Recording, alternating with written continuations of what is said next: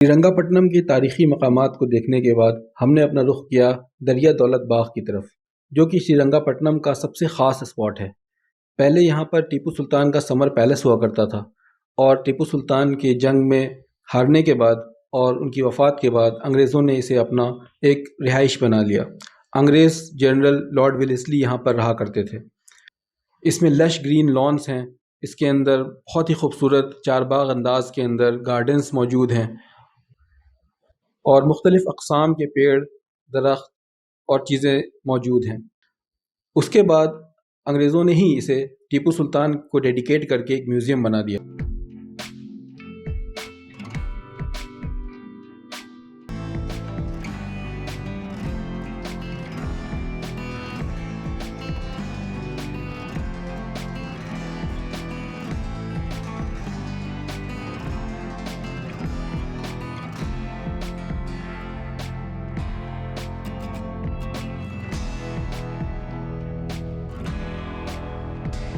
इसका डिज़ाइन काफ़ी यूनिक है और इसके अंदर गर्मी के हिसाब से ठंडक प्रोवाइड करने वाले बांस का इस्तेमाल किया गया है।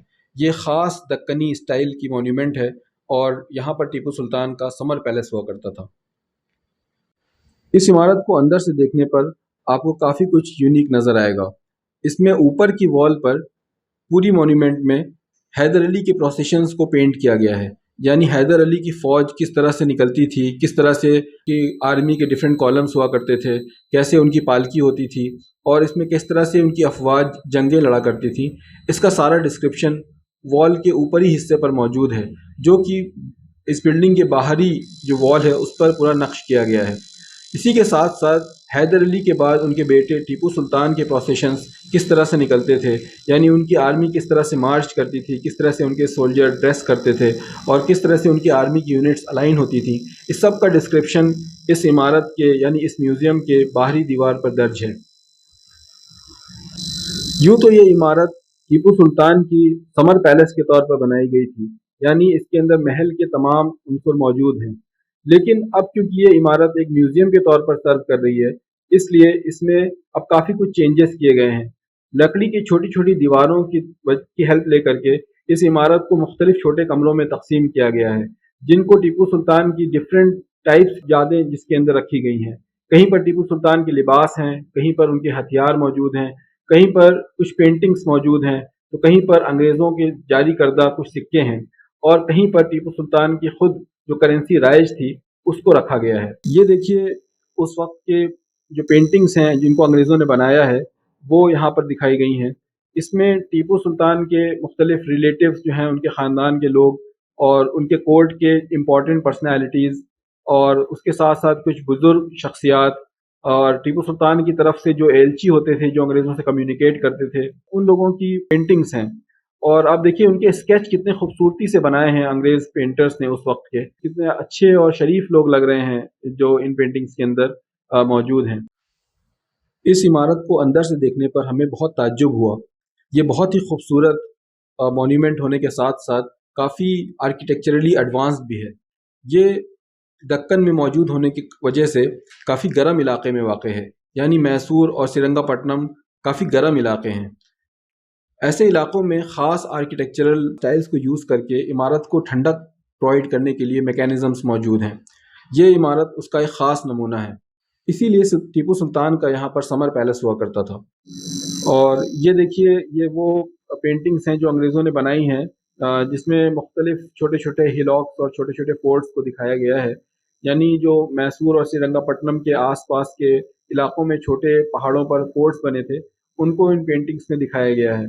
ये देखिए ये उस वक़्त की फ़र्नीचर है, यानी आज से करीब 200-250 साल पुरानी फ़र्नीचर जो उस वक़्त यूज़ होती थी, वो यहाँ पर रखी गई है।